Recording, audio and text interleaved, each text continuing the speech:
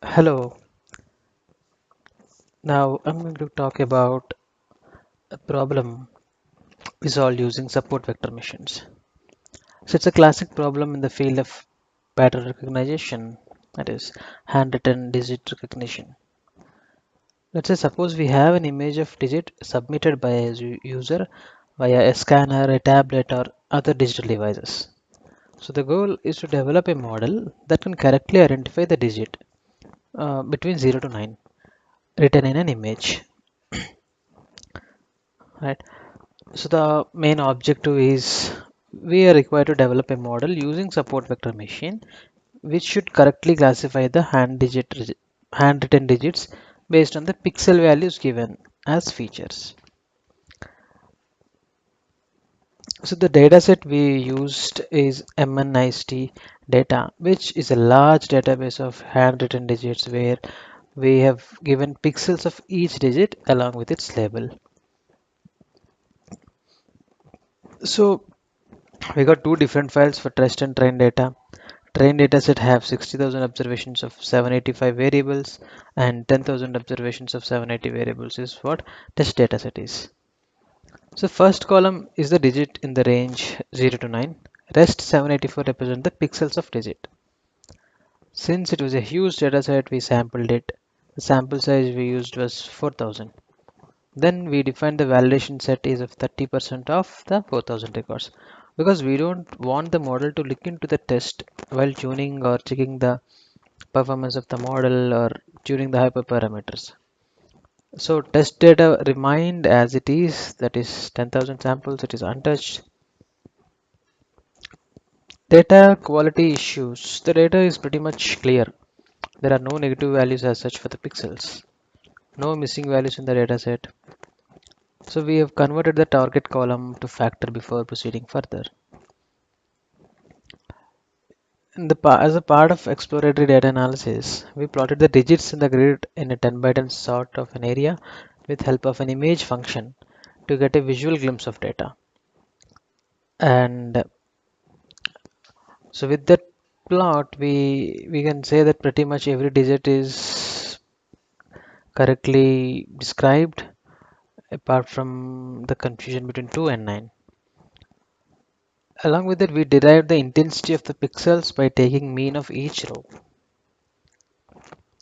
Based on the plot of intensity, wherever there is a 2, the intensity is quite low is what we have observed. So coming to the modeling part, we build the initial model using KSVM with vanilla.kernel or linear kernel. We started with linear kernel. So the predicted values of validation set have overall accuracy of 89%. So then we train the model again with RBF kernel. The accuracy is increased to 93%, which is a good jump. So obviously we choose the RBF kernel. And now we have to tune the parameters, hyperparameters, specifically cost and gamma. So for that, we set up a straightforward cross-validation scheme where we did 5-fold cross-validation. So cross-validation is basically, if it is a 5-fold cross-validation, you divide the dataset into 5 parts and use the one part as validation and the other 4 parts as training. And in the second round, you take out the other one part and use the rest 4 as training data, and you keep repeating throughout the 5 parts. So that's what cross validation does. So with metric as an accuracy, grid has the sigma value ranges from 0.025 to 0.05, and cost value ranges from not ranges from 0.1, 0.5, 1 and 2, these 4 values. So we train the model with these 5 folds. So it turns out to be the best sigma is 0.05 and cost is 0.1. So with these optimal parameters, we trained RPF dot model again. So the accuracy on the test data is 94%, 94.5% exactly. And this is achieved with just 2,800 samples. And if we increase the training data set, because we have 60,000 observations as a training data set, the accuracy will be improved for sure. It might reach to 99 as well.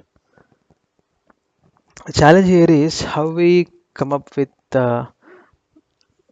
how we define or derive the range of the parameters like point 0.025 to 0.05, or cost ranges. How did we come up with point 1, 0.51, and 2?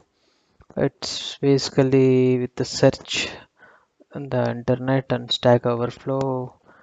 But there are certain conditions that since it's a pixel value, the cost cannot be a negative value. So it should always start with 0, or some some threshold is there in terms of minimum value.